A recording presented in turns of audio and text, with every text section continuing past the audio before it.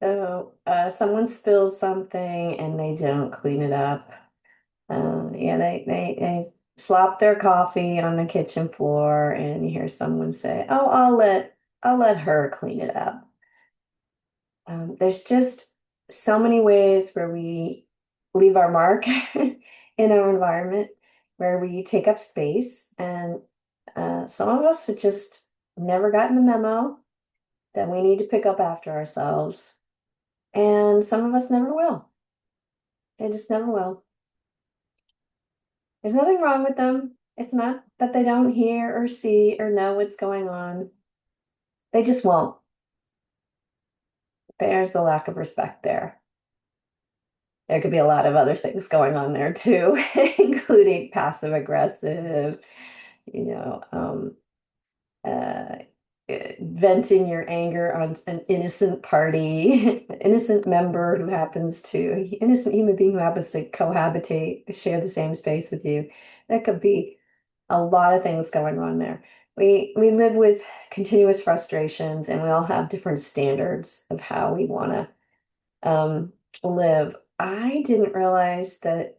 So I'm a neatnik. I like things neat and tidy, and um, I married a slob, an extreme slob, and in my mind, it came to the middle.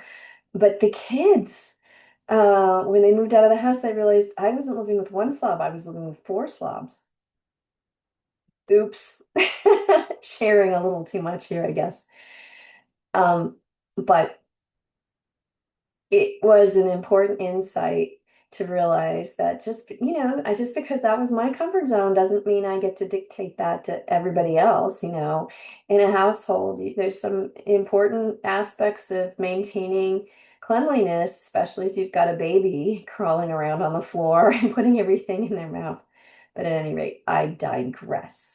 My point here was to say, if something is really important to you, if it's meaningful to you, if it's a source of ongoing frustration, repeating yourself just opens you up to more disrespect.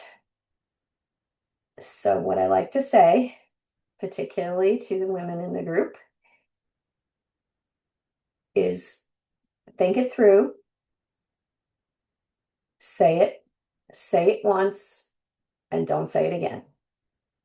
I think when we have something serious to say to someone, you have to look for the right opportunity. Timing has to be right. You got to get your timing right, and you got to be ready. You have to think about how to articulate yourself in a respectful way. And you have to think about how to communicate what it means to you, what it makes you feel, perhaps, et cetera, et cetera. Don't use a lot of words, and don't use a lot of words. I'm upping the ante here. Um, and be calm, cool, and collected when you say it.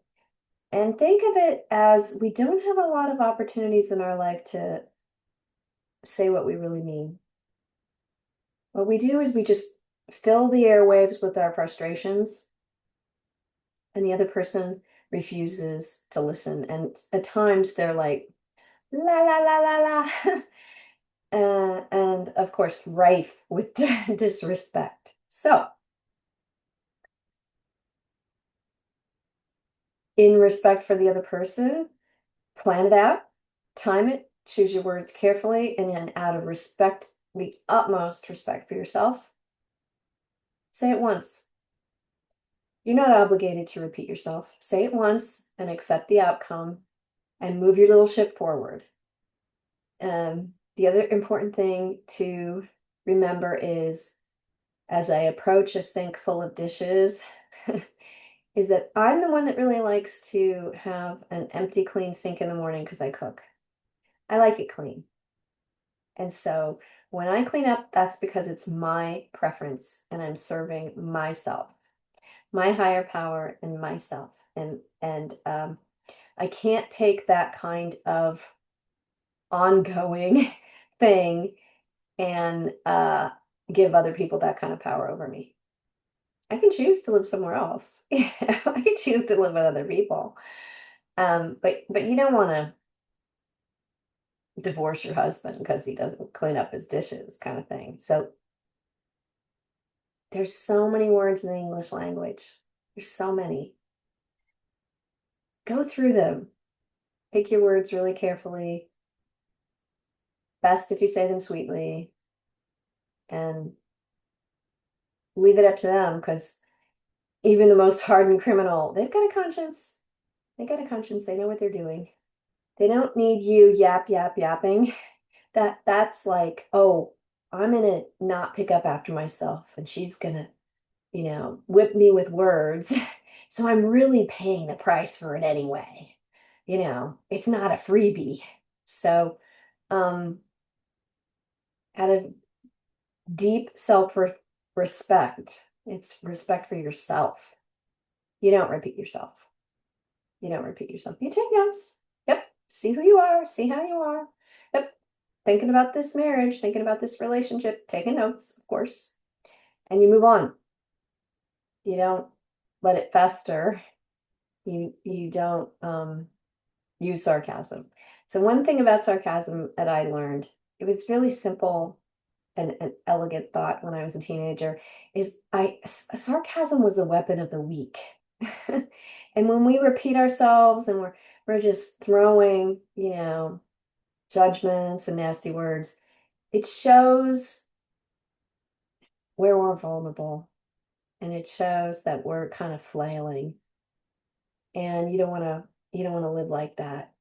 You want to accept what you can accept, and sort things out and place them. And, you know, all those years I lived with those slobs, that's the making of a saint. You know, when we do our best to live with people and they don't want to participate, they don't help, um, they're not contributing, things like that. Yeah. And we all do those kinds of things when we're young. We disrespect the household we grew up in, we disrespect our parents. That's a common thing. It's, are you doing it in your marriage? Are you doing it as an adult? That's a whole other kettle of fish. All right, here we go. June 15th. Many have fallen by the edge of the sword, but more have fallen by the tongue. This quotation calls attention to a weapon many of us have been known to use: sarcasm. The cutting remark, the snide innuendo, the scornful sneer.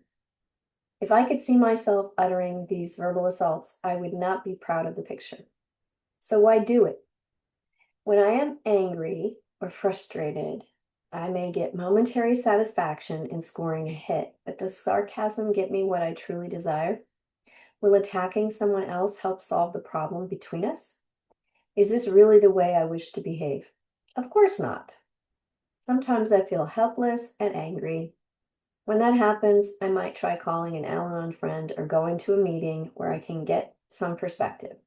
I might write down every nasty word I want to say and then read it to my sponsor. And sometimes it feels good to let it out, but I need to do it appropriately and not hurt others needlessly in doing so. Afterward, I'll be better able to behave constructively and communicate in a way that I'm proud of. Today's reminder: most of us carry more than our share of shame. I will not add to the problem by using cruel, clever words to humiliate a fellow human being.